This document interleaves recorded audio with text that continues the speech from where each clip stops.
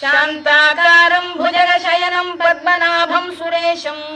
विश्वाधारं गगनसदृशं मेघवर्णं शुभांगं लक्ष्मीकान्तं कमलनयनं योगिधृध्यानगम्यं वन्दे विष्णुं भवभयहरं सर्वलोकैकनाथं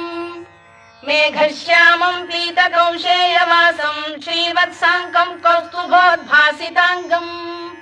पुण्योपेतं पुण्डरीकायताक्षं विष्णुं वन्दे सर्वलोकैकनाथं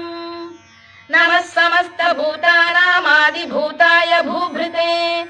अनेकरूपरूपाय विष्णवे प्रभविष्णवे सशङ्खचक्रं सकिरीटकुण्डलं सपीतवस्त्रं सरसीरुहेक्षणं सहारवक्षस्थलशोभिकौस्तुभं नमामि विष्णुं शिरसा चतुर्भुजम् छायायां पारिजातस्य हेमसिंहासनोपरि